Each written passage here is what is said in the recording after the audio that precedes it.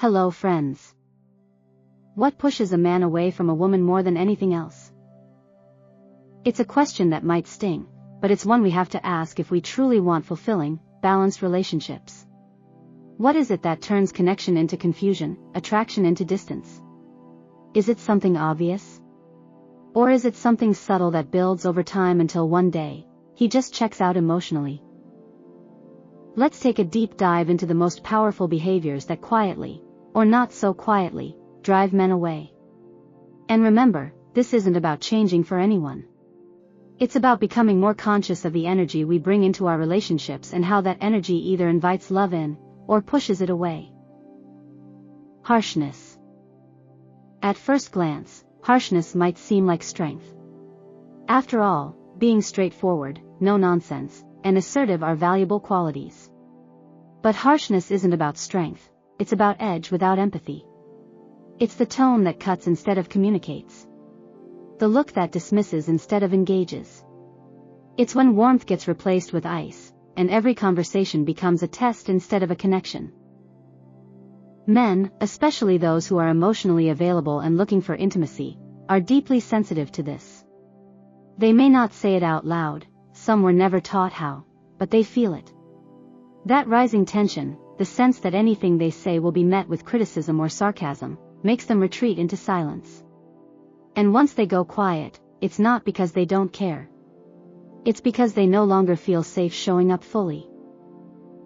And here's the deeper truth: a man who fears your sharpness more than he trusts your softness will start protecting himself from you. And when that happens, the relationship becomes more about defense than connection. The gossip drain. Let's talk about the power of words, not the ones spoken in love, but the ones spoken about other people. Yes, men gossip. Let's not pretend they don't. But male gossip tends to be brief, task-oriented, or wrapped in humor. Female gossip, however, especially the kind fueled by judgment, analysis, and emotional intensity, hits differently. It feels heavier, stickier. And to a man, being around that kind of verbal energy can feel like walking through molasses in a thunderstorm. When a woman constantly critiques other people, friends, family, co-workers, strangers on Instagram, what a man hears underneath it all is, if she's saying this about them, what does she say about me? There's also a deeper layer here. Gossip doesn't just make others look bad. It broadcasts a lack of emotional regulation. A sense of restlessness. And when every conversation is an invitation into someone else's mess, a man may start to wonder if the drama is the real partner in the relationship, not him. To be clear, expressing your thoughts and working through frustrations is healthy. But there's a difference between vulnerability and venting, and between sharing and unloading. The more you honor that difference, the more magnetic you become. The man in a skirt dynamic. This one's delicate, because it has nothing to do with ambition, independence, or being a high-achieving woman. You can be all of those things and still be soft, still be open, still invite a man to show up in his full masculine energy. But when a woman constantly dominates every decision, leads every conversation, directs the relationship like a military operation, and leaves no room for the man to step into his own leadership, he stops trying. Men need to feel needed, not in a dependent way, but in a meaningful, purpose-driven way. When the relationship feels more like a company with a CEO than a partnership with two hearts, he no longer sees himself as a man in her life. He feels like a subordinate. It's not about playing small or being submissive. It's about energetic balance. If both of you are trying to steer the same wheel at the same time, you'll crash. But if there's trust, flow, and room for both strengths to breathe, you move forward together, with grace. And here's the hard truth: if a man always feels like he has to fight for space, for his voice, for his value, eventually he'll go find it somewhere else, or worse, nowhere at all. He'll disappear into himself. And nothing feels more lonely than being with someone who's physically present but emotionally gone. Now here's the fun part, the plus jar. It might seem simple, maybe even silly at first, but the plus jar is where the real emotional magic happens. Think of it as your secret vault of everything he does right, and no, it doesn't have to be grand gestures. In fact, it shouldn't be.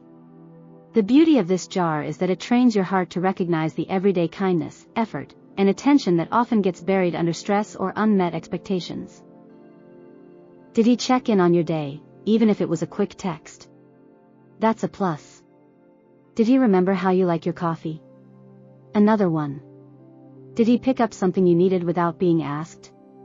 That's not just a plus, that's 3. But here's the golden rule: don't keep those pluses to yourself. Appreciation kept silent is like a gift you never unwrap. Let him feel the reward of doing right by you. Tell him, smile at him, kiss him, say thank you like you mean it. When a man feels appreciated for who he is, not just what he does, he's inspired to give more, not less. Appreciation is love in action. When you get into the habit of noticing and acknowledging these things, you create an emotional feedback loop that lifts both of you. He feels seen. You feel connected. The relationship feels alive. For every minus, find 3 pluses. Here's where the true discipline comes in. For every annoyance, frustration, or unmet expectation, you challenge yourself to find 3 positives. Not 1. Not 2. 3. Why? Because resentment builds like plaque, slowly, silently, and dangerously. But love? Love is a conscious act. A choice. And that choice is made every time you decide, yes, this bothered me, but look at what else is true. Maybe he forgot your anniversary. That hurts. But did he fix your car last week without you asking? Did he hold your hand in the movie theater like he did when you first met? Did he compliment you when you weren't wearing makeup? Those things matter. They count. And if you don't start counting them, no one will. This isn't about ignoring red flags. It's about not letting minor disappointments poison major love. The 3-to-1 ratio is your protection, from bitterness, from overreaction, from the slow erosion of gratitude. Speak from the plus jar when things are calm. Here's the magic trick: don't open the minus jar when your heart is hot and your voice is sharp. Wait until you're both calm, safe, light. Then, and only then, gently, lovingly, bring up what's been sitting there. Why does this work? Because when people feel secure, they don't get defensive. When they feel loved, they're more willing to listen. You're not accusing, you're connecting. You're saying, I want to feel closer to you. Can we talk about this? And always, always, soften that moment by first reminding him of what you appreciate. What's working? What makes you feel lucky to be his? That's the dance of real communication, honesty wrapped in warmth. Fear is the thief of joy, choose awareness instead. So much of what breaks relationships isn't cruelty. It's fear. Fear that you're not enough. That he's drifting. That something's wrong. And fear doesn't sit quietly. It shows up as sarcasm, coldness, suspicion, withdrawal. It turns love into a battlefield. But here's the truth: fear can only run the show if you let it. The moment you shift from reaction to awareness, from panic to presence, everything changes. You stop spiraling in your mind and start tuning into your heart. You ask, what's real right now? What's good? What's true? And that's where the plus jar leads you, back to gratitude. Back to the present moment. Back to what's working. Because when you train your eyes to see love, you find love. Over and over again. Gratitude makes you magnetic. You become rich in love the moment you start recognizing it. Truly, seeing it. The little gestures. The unspoken kindness. The patience. The protection. The presence. Men are drawn to women who radiate warmth, who see the best in them, who celebrate the effort, not just the outcome. These women don't fake positivity. They embody it. Not because everything's perfect, but because they know how to focus on what feeds the relationship, not what starves it. And when a man feels that kind of love reflected back at him, it heals him. It anchors him. It pulls him deeper into you, willingly, joyfully, fully. So don't fill your jar with pain.